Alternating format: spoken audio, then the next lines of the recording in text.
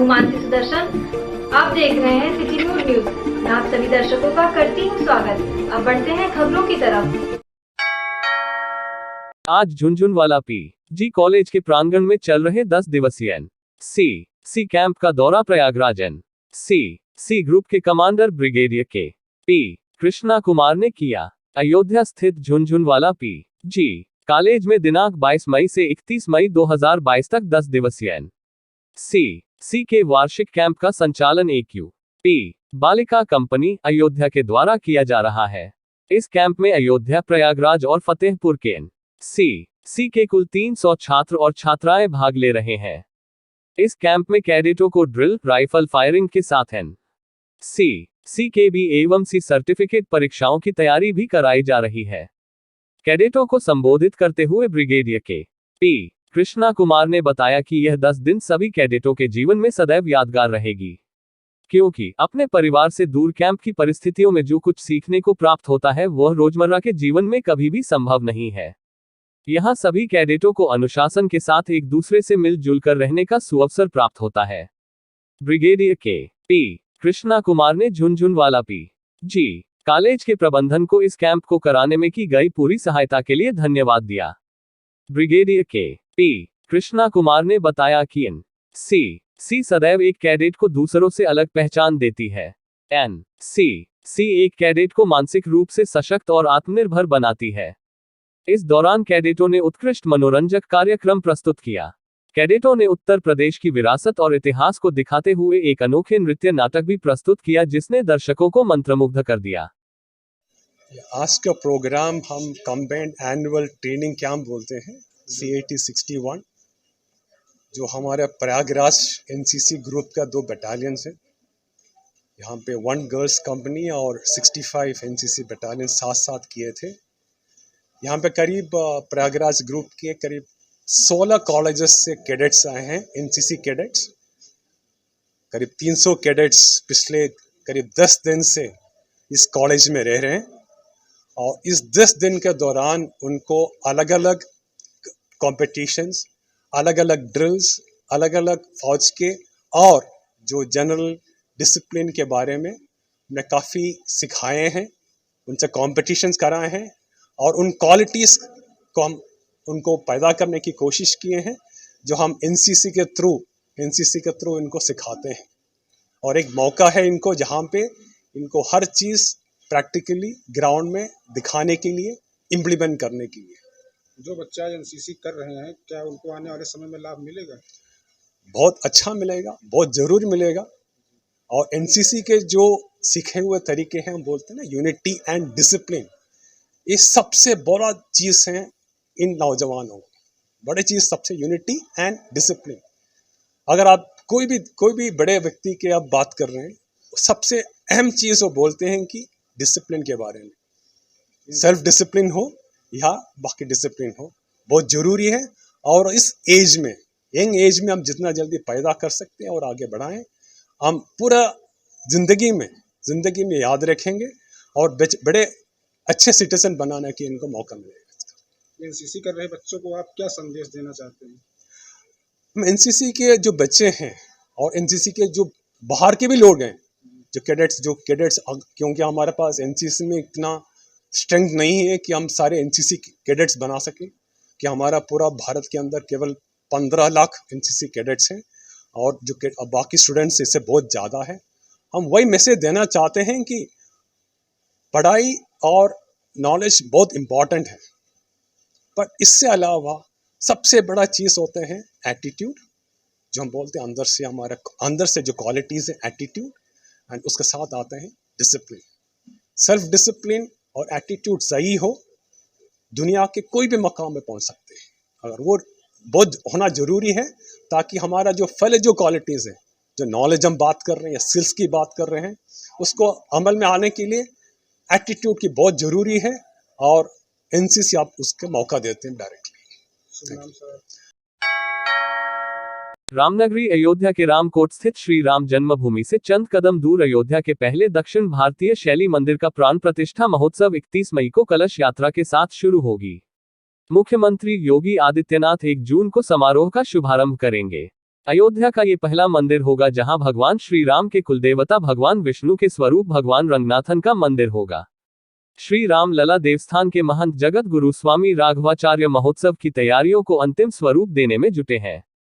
अयोध्या में बने दक्षिण भारतीय शैली के इस मंदिर की भव्यता दूर से ही बिखर रही है। महत्वपूर्ण तथ्य यह है कि मंदिर में विराजमान श्री राम लला, माता जानकी व लक्ष्मण की प्रतिमाएं भी दक्षिण भारत से आई हैं। मंदिर की डिजाइनिंग चेन्नई के मशहूर आर्किटेक्ट स्वामीनाथन ने किया है। अयोध्या का ये पहला मंदिर है जो श्री राम जन्मभूमि से चंद कदम की दूरी पर बनकर तैयार हुआ है, जिसमें कदम कदम पर दक्षिण भारतीय परंपरा झलक रही है।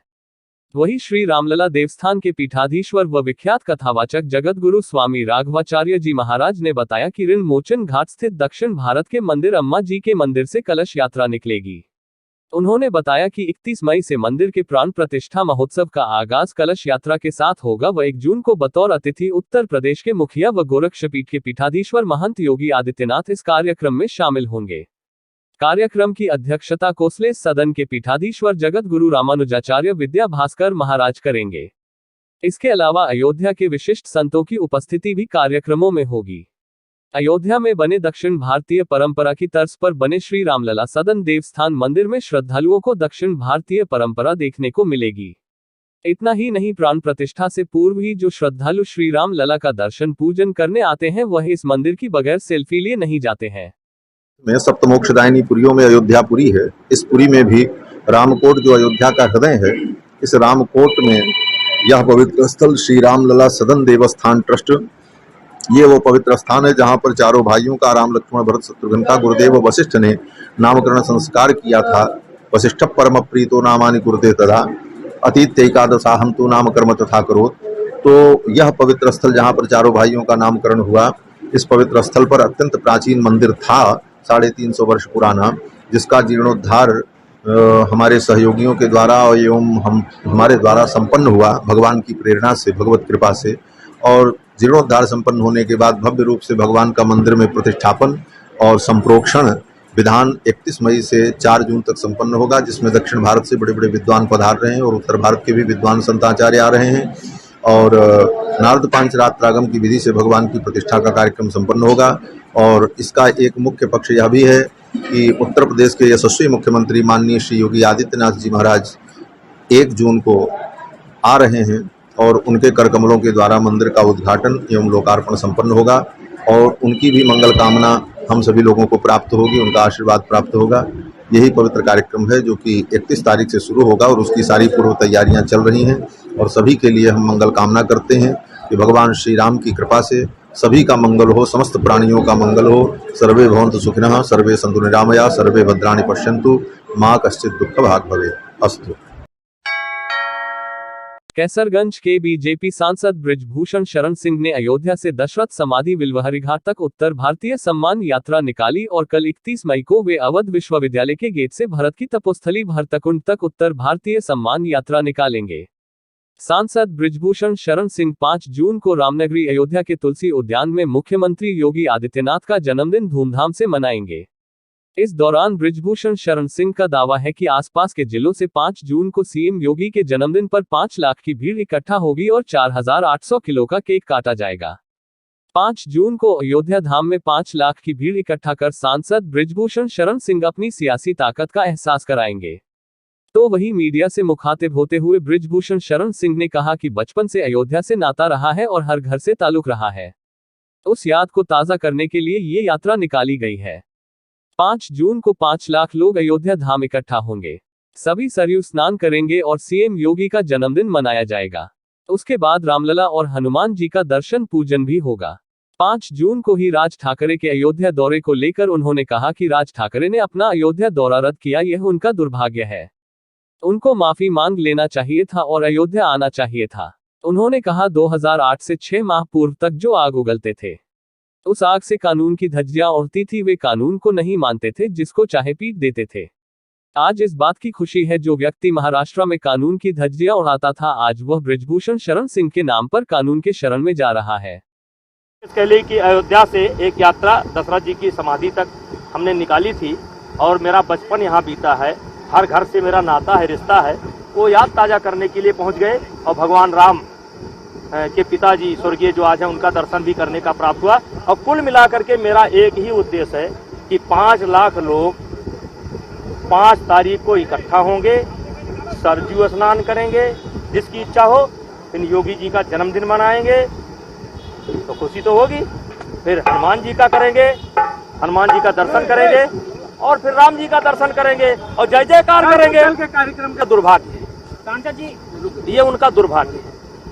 उनको माफी मांग लेना चाहिए था और मांग करके अयोध्या आ जाना चाहिए था। 2008 से और अभी 6 महीने साल भर पहले तक वो जो आग उगलते थे, उस आग से कानून की धज्जियां उड़ती थीं। वो कानून को नहीं मानते थे, वो पुलिस को नहीं मानते थे, थाने को नहीं मानते थे, जिसको चाहे पीटे, जिसको चाहे मारे। आज मुझे खुशी है कि वो आदमी जो महाराष्ट्र में कानून की धज्जियां उड़ा रहा था, आज ब्रिजभूषण सिंह के नाम पर कानून के शरण में जा रहा है। शहर में आज सुबह 8 बजे से वन वे व्यवस्था लागू की कर दी गई। अयोध्या में लगातार ट्रैफिक बढ़ने की वजह से और यातायात व्यवस्था को सुचारू रूप चलाने करने के लिए वन वे व्यवस्था लागू की गई है।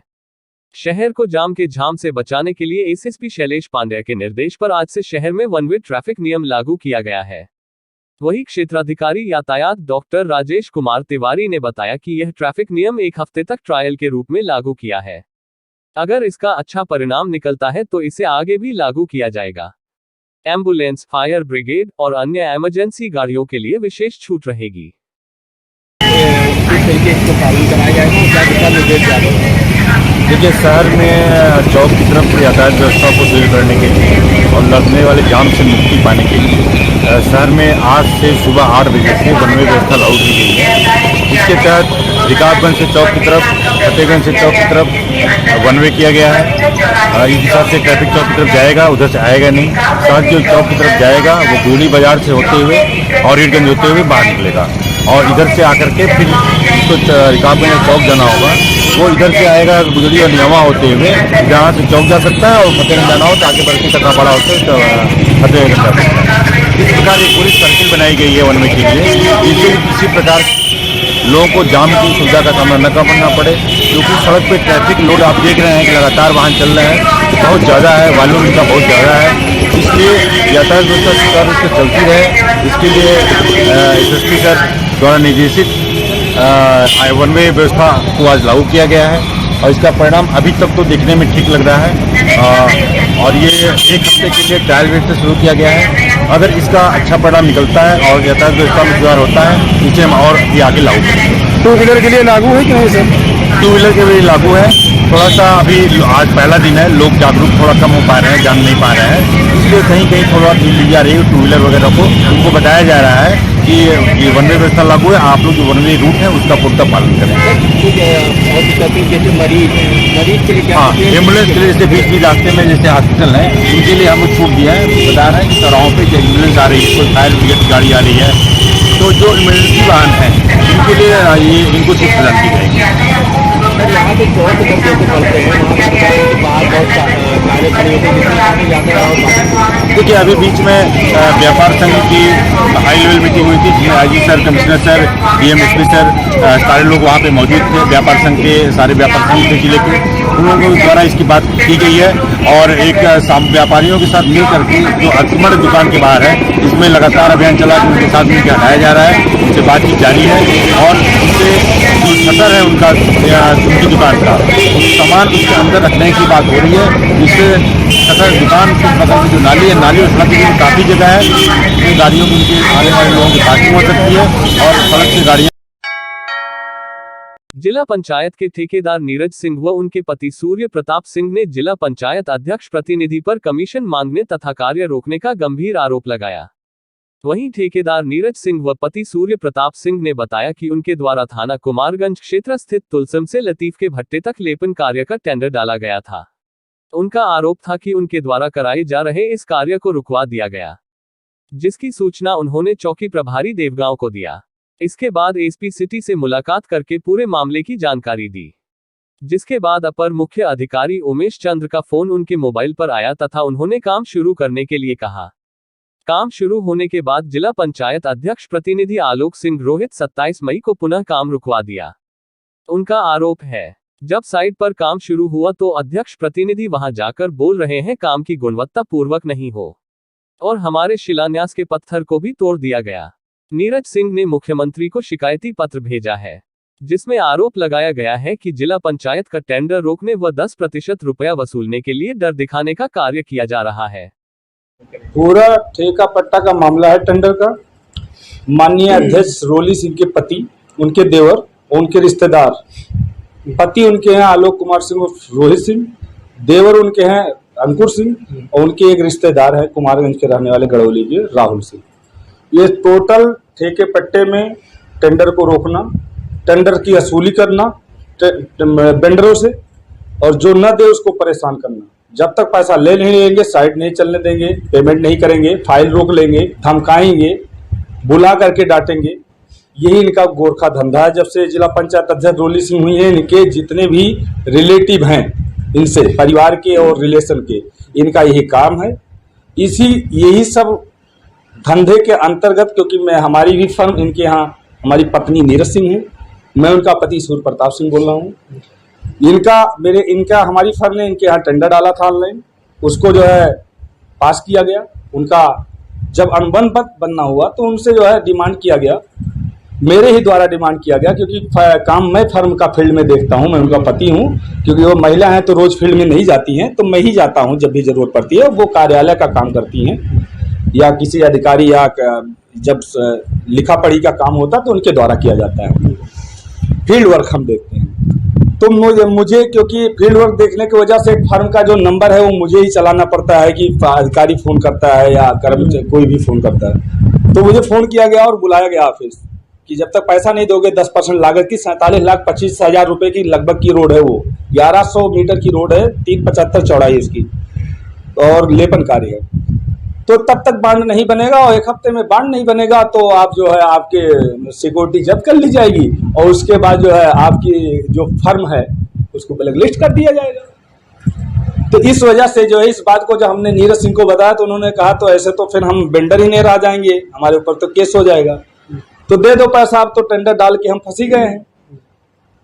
तो इन्होंने जो है पैसा निकाल के दिया बैंक से और मैं ले जाके अंकुर सिंह को 4,72,000 रुपए गिना ऑफिस में।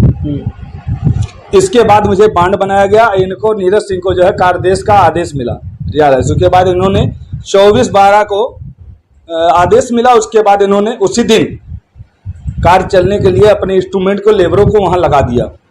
काम चालू हो गया। 4-5 दिन बाद राहुल सिंह इनके जो रिश्तेदार गड़ौली के, उन्होंने ये कहते हुए काम को रुकवा दिया गुड़गो को। सर टेंडर का मामला है, जिला पंचायत से हम लोग टेंडर ऑनलाइन करके डाले हैं बिलो रेट पे, तो उसी से रिलेटेड है। अभी हमने दूसरा टेंडर डाला, वो भी हम ही को मिल गया है, तो उससे सर ये परेशान है। उसी के तहत ये हमको इस साइड से लेके परेशान कर रहे हैं, जिसका हमने कमीशन इनको दे दिया है 10%। और माननीय अध्यक्ष महोदया वो रोली सिंह के पतिदेव और उनके देवर कमीशन सर, जैसे जो टेंडर निकला था उसका बांड बनवाने के लिए उन्होंने पहले 10% कमीशन लिया, तब हमारा बांड बना के दिया। हमारी मजबूरी थी, अगर बांड न बनवाते तो सर हमारा वो जो हमने सिक्योरिटी मनी लगाई थी वो जब्त हो जाती और फिर हमारे रजिस्ट्रेशन को ब्लॉक कर दिया जाता।